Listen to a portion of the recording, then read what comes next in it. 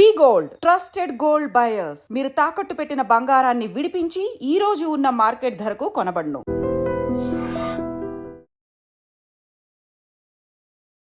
Hi hello నమస్తే, welcome back to iDream media. ఈరోజు మనతో ఉన్నారు మన ఆయిచా మలేలా గారు. సార్తో మాట్లాడదాం ముఖ్యంగా అమెరికన్ ఇమిగ్రేషన్ గురించి. Hi sir. నమస్తే అండి. సార్, అసలు ఇప్పుడున్న సిచ్యువేషన్లో అమెరికన్ ఇమిగ్రేషన్ అనగానే ముందు మైండ్లోకి ట్రంప్ బాబోయ్, ట్రంప్ మామ అనే కామెంట్స్ వినిపిస్తూ ఉన్నాయి.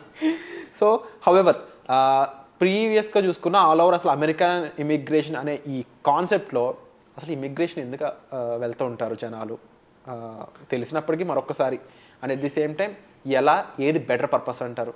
సో ఇప్పుడున్న సిచ్యువేషన్లో మీరు అన్నట్టు డెఫినెట్గా ట్రంప్ మామ ఎరగదేస్తున్నాడు అందరినీ.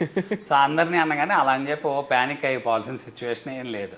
సో మనకి ఏంటంటే మీడియాలో చాలా న్యూస్ వస్తుంది. మోస్ట్ ఆఫ్ ద టైం ఏంటంటే ఇక్కడ ఉన్న పేరెంట్స్ అదంతా టెన్షన్ అయిపోయి అక్కడ ఉన్న వాళ్ళని ఇబ్బంది పెట్టేయటం అదంతా జరిగింది.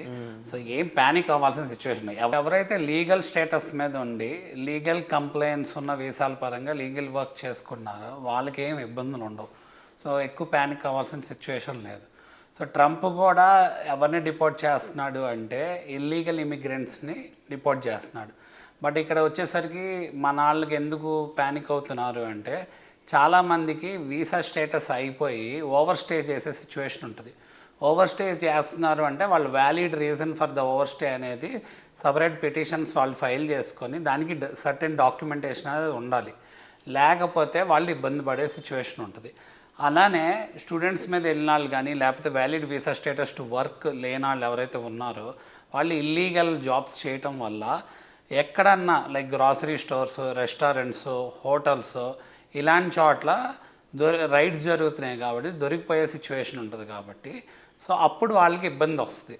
సో దానివల్ల ఏంటంటే మనకి న్యూస్లో మీడియాలో ఇదంతా ఎక్కువ ప్యానిక్ అయ్యే సిచ్యువేషన్ ఉంది. డెఫినెట్గా ఎప్పుడైతే లీగల్ ఎన్ఫోర్స్మెంట్కి వచ్చేసరికి ఇప్పుడు వరకు ఒక రకంగా నడిచింది, అంటే ఏంటంటే చూసి చూడనట్టు.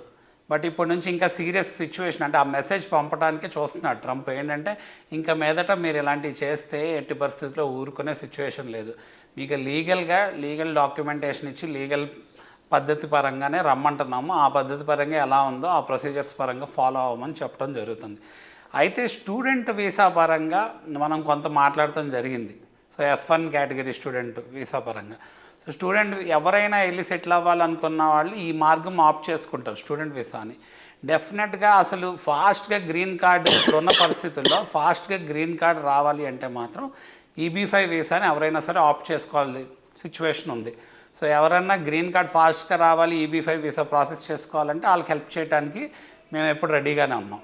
బట్ అసలు జనరలైజ్డ్గా స్టూడెంట్స్ వీసా మీద వెళ్ళిన వాళ్ళు ఉన్నారో సో వాళ్ళకి మేజర్గా వచ్చే ఛాలెంజ్ ఏంటి అంటే సో అక్కడ వాళ్ళు ఏ ఎక్స్పెక్టేషన్తో వెళ్తున్నారు అనేది వెరీ ఇంపార్టెంట్. అక్కడికి వెళ్ళి మనం illegal jobs, part time jobs చేసి సో మనం ఏదైనా డాలర్స్లో డబ్బులు సంపాదించుకోవచ్చు అన్న మైండ్ సెట్లో ఉన్నవాళ్ళు అది కరెక్ట్ కాదు. ఒకవేళ మీకు అలాంటి అవకాశాలు ఇంతకుముందు లభించినాయేమో, ఎందుకంటే లోకల్గా ఎవరో ఒకళ్ళు ఏదో ఒక బిజినెస్ నడుపుతూ ఆ బిజినెస్లో మిమ్మల్ని ఒక వర్కర్ కింద ఎంగేజ్ చేసే సిచ్యువేషన్ ఉందేమో.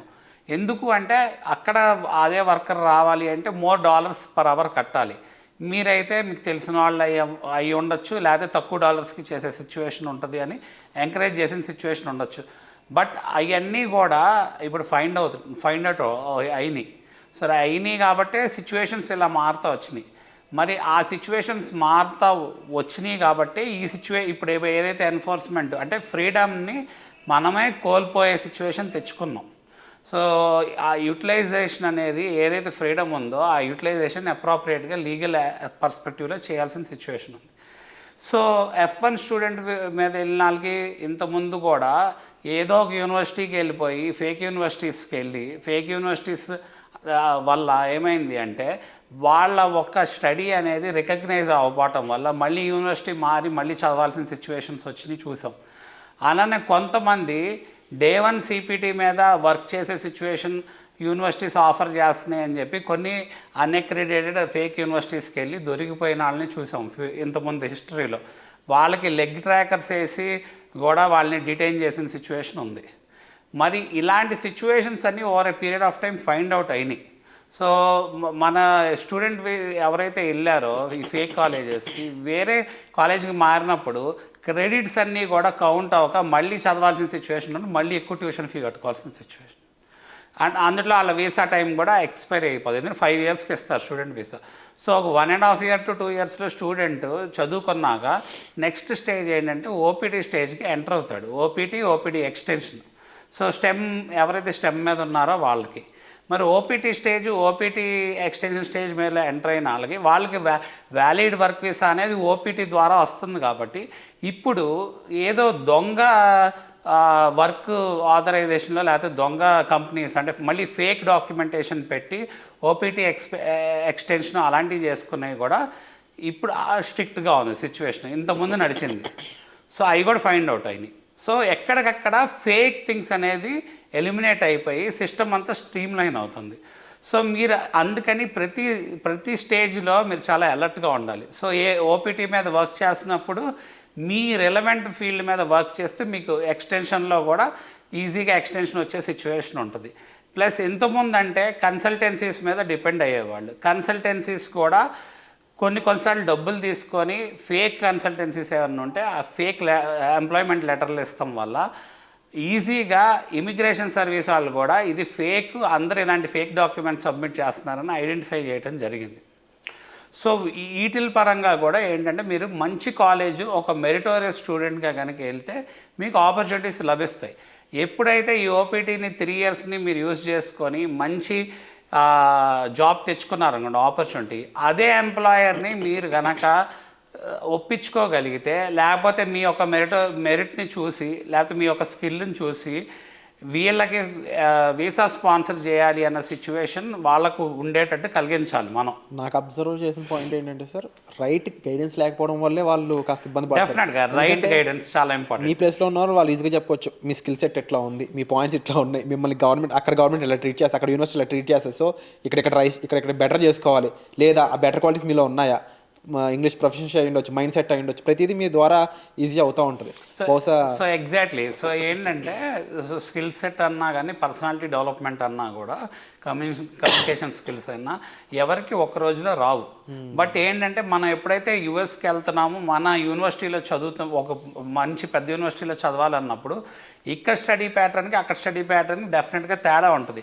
మరి మనం ఏ టైప్ ఆఫ్ స్టూడెంట్ ఎంతవరకు కోపప్ చేయగలవు, కొంత set of skills at least develop చేసుకొని వెళ్తే మనం అక్కడ ఆ సిచ్యువేషన్ని కరెక్ట్ విధానంలో ఓవర్కమ్ అయ్యే సిచ్యువేషన్ ఉంటుంది. అంటే ఏంటంటే మనం చదువుకోవడానికి వెళ్ళినప్పుడు బాగా చదువుకోవాలి, మెరిట్గా ఉండాలి అంటే డెఫినెట్గా కొన్ని స్కిల్స్ మనకు కావాలి. ఇంకా over a period of time other skills అనేవి డెవలప్ అవుతాయి. అక్కడ మనం నేర్చుకున్న దాన్ని బట్టి ఫుల్ ఫోకస్ కనుక మనం అక్కడ మంచి కాలేజ్ మంచి యూనివర్సిటీ ఆప్ట్ చేసుకొని బాగా చదువుకుంటే, సో నెక్స్ట్ స్టెప్ అదే ఎంప్లాయర్ని మనం కనుక కన్విన్స్ చేసుకోగలిగి మనకి కనుక గ్రీన్ కార్డ్ కనుక మనకి వర్క్ వీసా స్పాన్సర్ చేసే సిచ్యువేషన్ ఉండాలి. అయితే యూఎస్లో ఇప్పుడున్న సిచ్యువేషన్ ఏంటి, వర్క్ వీసా పరంగా H1B పరంగా సిస్టమే లాటరీ సిస్టమ్ ఉంది. ఆ లాటరీ సిస్టమ్ అనేది అందరూ ఫాలో అయ్యే సిస్టమ్, దాని ద్వారానే వర్క్ వీసా వస్తుంది. మరి ఈ లాటరీ సిస్టమ్ అనేది ఏదన్నా వేరే పాలసీ చేంజెస్ తీసుకొచ్చి ఇండియా పాపులేషన్ బేస్ చేసుకొని చేస్తారా అంటే అది చేయకపోవచ్చు, ఎందుకంటే మన ఒక్క కంట్రీ కోసమే చేయరు కాబట్టి. But most of the H1B 70-75% ఇండియన్సే ఫైల్ చేసుకుంటున్నారు.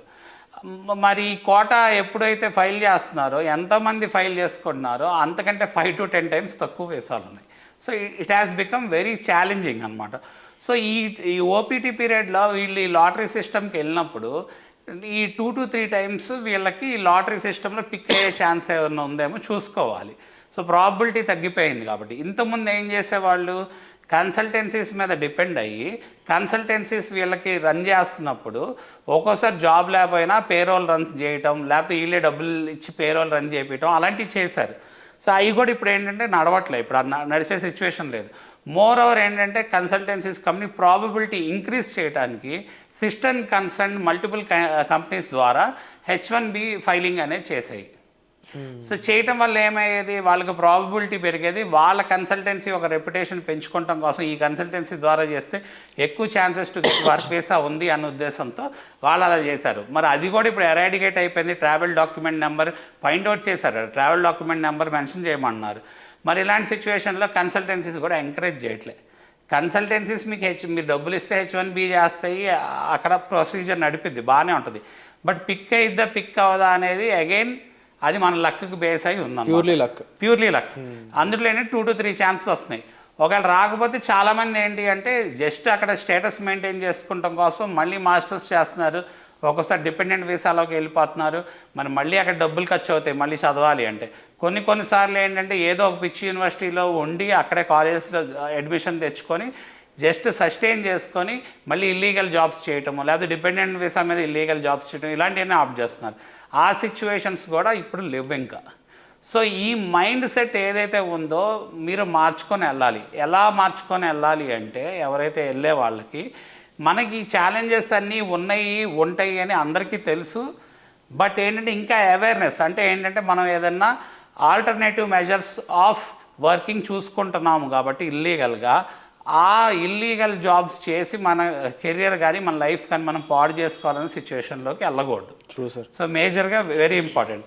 బట్ సెటిల్ అవ్వాలి అనుకున్న వాళ్ళకి నెక్స్ట్ గ్రీన్ కార్డ్ అనేది చాలా ఇంపార్టెంట్.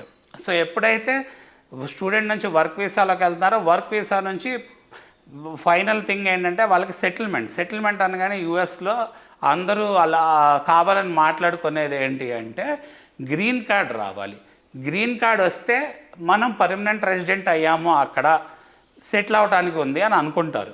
అయితే గ్రీన్ కార్డ్ రావడానికి ఏమేమి మార్గాలు ఉన్నాయి అనేది మనం ఫర్దర్ వీడియోస్లో మాట్లాడుకుందాం. బట్ ఫాస్ట్గా గ్రీన్ కార్డ్ రావడానికి ఉన్న ఏకైక మార్గం EB5 వీసా ఇప్పుడున్న సిచ్యువేషన్లో. అలాగే H1B ఎలా ఉంటుంది అంటే H1B అప్లై చేశాక మనకి దానికి ఒక వ్యాలిడిటీ 6 years ఉంటుంది. అంటే 3 years లేకపోతే కొన్ని సిచ్యువేషన్స్లో ఏంటంటే ప్రతి 1 yearకి ఒకసారి 2 yearsకి ఒకసారి కూడా మనం చూపించుకొని రెన్యూ చేసుకోవాలి. దాని మీద కూడా స్ట్రీమ్ లైనింగ్ ఆఫ్ రూల్స్ ఉన్నాయి. సో ఎవరైతే 6 years కంటే ఎక్కువ ఉండాలనుకున్నారో వాళ్ళు గ్రీన్ కార్డ్ అప్లై చేసి వాళ్ళ I-140 అప్రూవ్ అయ్యి ఉండాలి డెఫినెట్గా. లేకపోతే వాళ్ళ స్టేటస్ కోల్పోతారు. ఒక 1 year మినిమం గ్యాప్ ఇవ్వాలి. అలానే ఈ మధ్యకాలంలో వీళ్ళకి జాబ్ పోతే అక్కడ స్టేటస్ మెయింటైన్ చేయలేని సిచ్యువేషన్ ఉంటే ఎక్స్టెన్షన్ పరంగా కానీ లేకపోతే అక్కడ వ్యాలిడ్ నెంబర్ ఆఫ్ డేస్ పరంగా కానీ ఓవర్ స్టే చేయాలన్నా కూడా సో వాళ్ళకి ఇబ్బందులు ఫేస్ చేసే సిచ్యువేషన్ ఉంది. సిమిలర్లీ డిపెండెంట్ వీసా మీద వెళ్ళే వాళ్ళకి కూడా అదే సిచ్యువేషన్ ఉంది. అన్లెస్ అండ్ అంటిల్ వాళ్ళు final stage of green card అంటే ఎంప్లాయ్మెంట్ ఆథరైజేషన్ డాక్యుమెంట్ వచ్చి ఉంటే తప్పితే వాళ్ళు వర్క్ చేసుకున్నాను. సో మనం ఫర్దర్ వీడియోలో ఈ పర్టికులర్ గ్రీన్ కార్డ్ రావటం కోసం ఏం చేయొచ్చు, లేకపోతే ఏమేమి ఛాలెంజెస్ ఉన్నాయి కూడా మాట్లాడుకుందాం ఫర్దర్గా. అండ్ ముఖ్యంగా ఈ ఎపిసోడ్ ఇచ్చిన ఇన్ఫర్మేషన్ మీకు ఎలా అనిపించింది అండ్ దీనికి సంబంధించి మరింత ఇన్ఫర్మేషన్ మీరు కావాలి అనుకున్నట్లయితే డిస్ప్లే అవుతున్న నెంబర్స్ కాల్ చేసి సార్తో మీరు సంప్రదించవచ్చు. అండ్ వచ్చే ఎపిసోడ్లో మళ్ళీ కలుద్దాం. Thank you so much. Thank you.